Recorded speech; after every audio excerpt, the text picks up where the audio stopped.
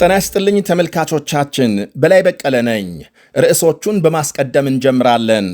የአሜሪካ መንግስት የትግራይን የሰላም ሂደት ያደናቅፋሉ ያላቸውን ወገኖች አስጠነቀቀ። በደቡብ አፍሪካ በውጭ ስደተኞች ላይ አዲስ ጥቃት ይፈጸማል በሚል ትልቅ ስጋት መስፈኑ ተነገረ። የኢትዮጵያ ኤምባሲ ለዜጎቹ ማስጠንቀቂያ አውጥቷል። ቬንዙዌላን በመታው የመሬት ነውጥ የሞቱ ሰዎች ቁጥር 600 መድረሱ ሲነገር ከሞቱና ከጠፉት መካከል የተለያዩ ሀገራት ዜጎች ይገኙበታል። ማንነታቸው የመገናኛ ብዙሃንን ቀልብ ስቧል። በእስራኤልና ሐማስ መካከል ውጊያ መቀጠሉ ሲነገር ከሁለቱም ወገን ጉዳት ደርሷል። በሌላ በኩል በጋዛ ሰርጥ ሐማስን በመቃወም ሰልፍ መካሄዱ ተነገረ። የፓሪስ ነዋሪዎች አልኮል እንዳይጠጡ ተከልክለዋል። ሌሎችም አሉን። አብራችሁን እንድትቆዩ ጋብዛለሁ።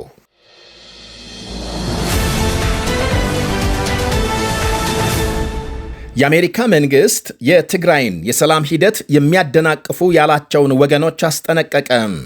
አዲስ አበባ የሚገኘው የአሜሪካ ኤምባሲ ማምሻውን ባወጣው መግለጫም የትግራይን የሰላም ሂደት የሚያደናቅፉ ወገኖች ከድርጊታቸው እንዲታቀቡ አሳስቧል።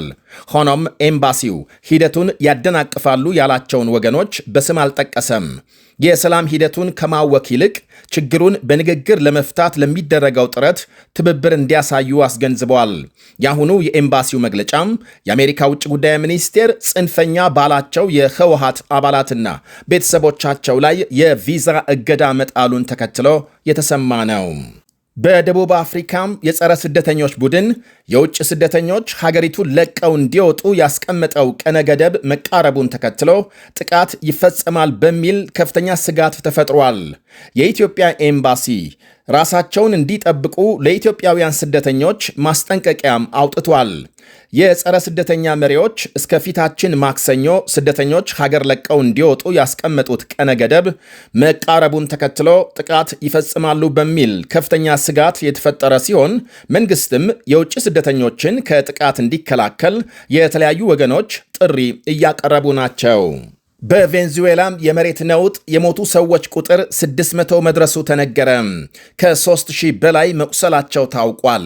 በሀገሪቱ የክፍለ ዘመን ታሪክ ታይቶ ያልታወቀ በተባለው ከባድ የመሬት መንቀጥቀጥ አደጋም በህንፃዎች ፍርስራሽ ስር የተቀበሩ ሰዎችን የመፈለግ ሥራ ተጠናክሮ መቀጠሉ ይነገራል። ዋና ከተማ ካራካስና በአደጋው በተመቱ ሌሎች ከተሞች በህንፃዎች ፍርስራሽ መንገዶች የተዘጉ ሲሆን የተለያዩ የአውሮፓና የላቲን አሜሪካ ሀገሮች እርዳታና የነፍስ አድን ሰራተኞች እየላኩ መሆናቸው ተመልክቷል። በአደጋው ከሞቱና የገቡበት ከጠፋ ሰዎች መካከል የውጭ ዜጎችም እንደሚገኙበት ሲነገር የስፔን መንግስት 3 ዜጎቹ እንደሞቱና 100 የሚጠጉ እንደጠፉ ገልጧል። ከሞቱት አንደኛዋም እዚያው ካራካስ የተወለደች የ65 ዓመት የስፔን ዜጋ ስትሆን ባለቤቷም የቀድሞ የባስክ ተገንጣይ ቡድን አባል የነበረና በ1970ዎቹ ወደ ቬንዙዌላ ከተሰደደ በኋላ ኑሮውን በዚያው አድርጎ ቆይቷል።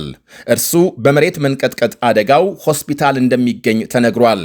የስፔን መንግስት የነፍስ አድን ሥራውን ለማገዝ የጦር አውሮፕላንና ወታደሮች መላኩን ይፋ አድርጓል። እንዲሁም 2 የብራዚልና 2 የቻይና ዜጎች በአደጋው መሞታቸው ሲረጋገጥ የጣሊያን ውጭ ጉዳይ ሚኒስቴር በበኩሉ 1 ዜጋው መሞቱን በማረጋገጥ በቬንዙዌላም ሰፊ የጣሊያን ማህበረሰብ በመኖሩ ምን ያህል ይሞቱ ይዳኑ ለማወቅ አዳጋች መሆኑን ገልጧል። የፖርቹጋል ውጭ ጉዳይ ሚኒስቴር ባወጣው መግለጫ ደግሞ 9 ዜጎቹ መሞታቸውን እንዳረጋገጠ አመልክቷል።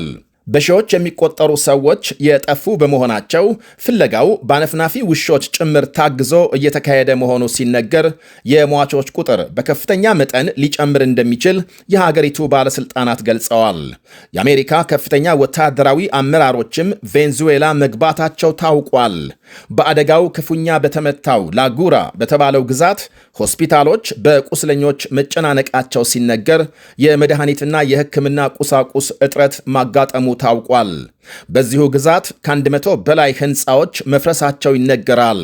ረቡዕ ሌሊት 7.2 እና 7.5 የተመዘገበ ሁለት የመሬት መንቀጥቀጥ በ40 ሰከንድ ልዩነት መድረሱን ተከትሎ ፕሬዝዳንት ዴልሲ ሮድሪጎስ የአስቸኳይ ጊዜ አዋጅ ደንግገዋል።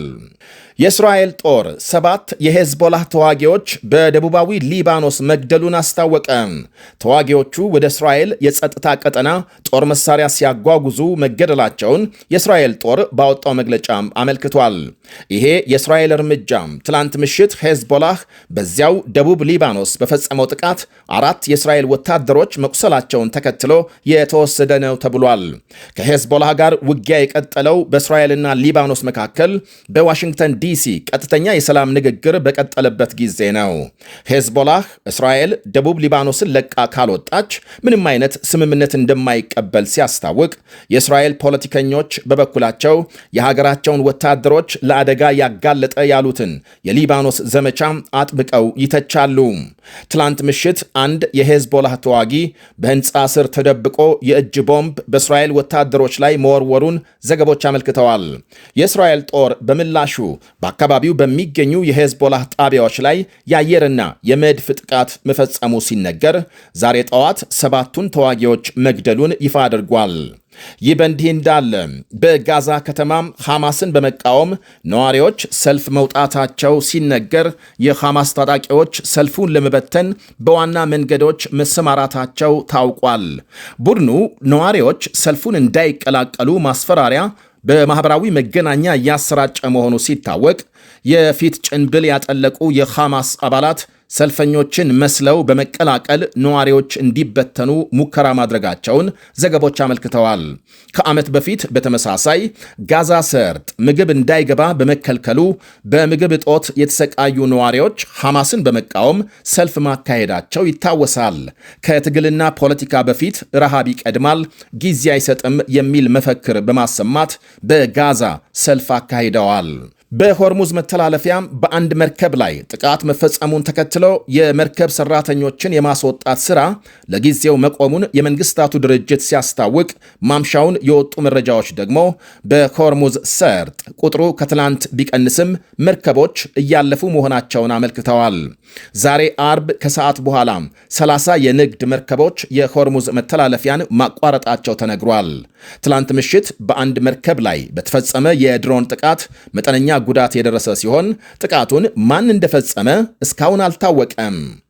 ወደ ሌላ መረጃ ስናልፍ በፈረንሳይ የተከሰተውን ከፍተኛ ሙቀት ተከትሎ የፓሪስ ነዋሪዎች አልኮል እንዳይጠጡ ተከልክለዋል።